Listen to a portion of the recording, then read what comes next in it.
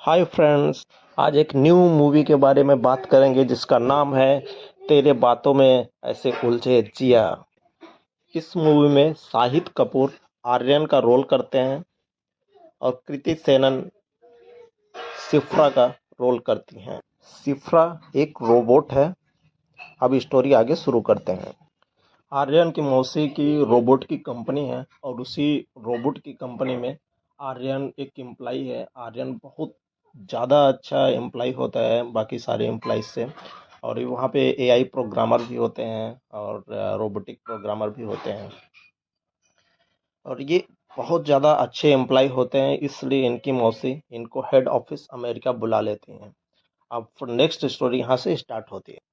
America आते ही आर्यन एक girls के लब में पड़ जाते हैं जिसका नाम होता है सिफ्रा। क्योंकि आर्यन को ये नहीं पता होता है कि ये सिफ्रा गर्ल नहीं एक रोबोट है और चाची को इसके बारे में पता होता है कि ये सिफ्रा रोबोट है।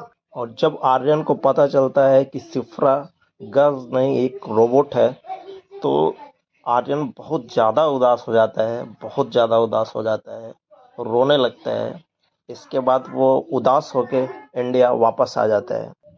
इंडिया में आर्यन का बहुत बड़ा फैमिली होता है, जैसे आप लोगों को पता होता है कि ये फैमिली में क्या बड़ी होती है इंडिया में। और संयुक्त परिवार जिसको बोलते हैं हिंदी में, वो होती है।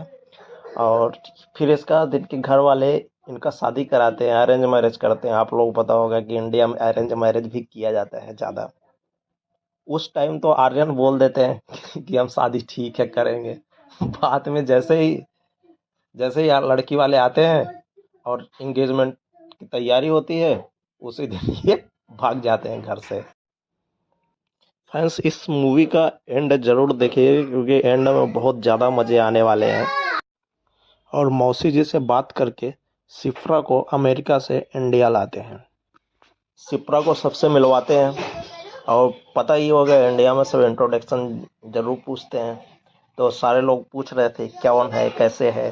तो आर्यन ने झूठ बताता है सबको कि ये सिफ्रा है और सिफ्रा अनाथ है और मैं इसको लाइक करता हूँ। कुछ दिन बाद आर्यन और सिफ्रा का इंगेजमेंट हो जाता है और इंगेजमेंट होने के कुछ ही दिन बाद जैसे ही सिफ्रा अपने आप को चार्ज करती है, कजन देख लेता है। और फिर कजन जब पूछता है कि ये सब क्या है तो सिफ्रा तो रोबोट ही है, ह्यूमन तो है नहीं, वो तो सारा का सारा बता दी। लेकिन जैसे ही आर्यन को पता चलता है कजन हमारा जान गया है तो कजन को जाके धमका देते हैं कि तुम किसी से बताना मत। कजन भी राजी हो जाता है, ठीक है आर्यन जी मैं किसी से नहीं बताऊंगा। फिर नेक्स्ट स्टोरी देखते हैं। अब आर्यन और सिफ्रा की शादी फिक्स्ड हो जाती है। शादी के दिन ही सिफ्रा अपने आप को चार्ज करने के लिए जाती हैं। जैसे ही सॉकेट में लगा लाइट कट जाता है। लाइट कटने के तुरंत बाद दोबारा से लाइट, जिससे सिफ्रा के मदरबोर्ड में प्रॉब्लम आ जाती है और कुछ फंक्शन खराब हो जाते हैं।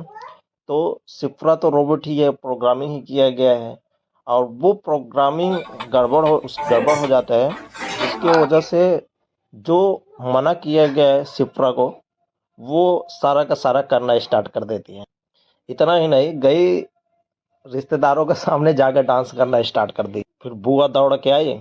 बुआ ने सोचा चलो सिप्रा को रोकते हैं। जैसे ही सिप्रा को रोकने के लिए बुआ दौड़ी, आप लोगों को पता होता है बुआ लोग कैसी होती हैं। बुआ लोग दौड़ी और जैसे ही सिप्रा को पकड़ने की कोशिश की, सिप्रा शुरू हो गए ले दनादन, 2-3 थप्पड़ बुआ को अपने रख दी। इतने पे आर्यन दौड़े छुड़ाने के लिए। आर्यन के कजन दौड़े छुड़ाने के लिए। तो फिर इसका था तो रोबोट ही। आर्यन के कजन को पकड़ के घसीटते हुए ले गई छत पे और छत पर से दे धड़ाम से नीचे फेंक दी। अच्छा हुआ कि नीचे रजाई वजाई रखे हुए थे जिससे आर्यन का कजन बच गया। अब आर्यन को भी ये सब देख के बर्दाश्त नहीं हुआ। आर्यन भी दौड़ के आते हैं, सोचते हैं स्विच ऑफ कर दो। जैसे ही आर्यन आगे बढ़ते हैं, सिप्रा एक लोहे की बाल्टी उठाती है और लेदन से मार देती है उनके सर पे। अभी भी सिफ्रा शांत नहीं हुई। सिफ्रा चारों तरफ कपड़ों में आग लगाने लगती है। आर्यन को और तेज गुस्सा आता है। आर्यन तलवार उठाते हैं, शादी वाला तलवार उठा लेते हैं और उसी से शिफ्रा पर वार कर देते हैं और शिफ्रा गिर जाती है। शिफ्रा के गिरते ही सारे परिवार वाले शांत हो जाते हैं, चैन का सांस लेते हैं। अब आर्यन को यह विश्वास होता है कि रोबोट रोबोट ही होता है, रोबोट कभी बिल्कुल इंसान जैसा नहीं हो सकता है। Thank you.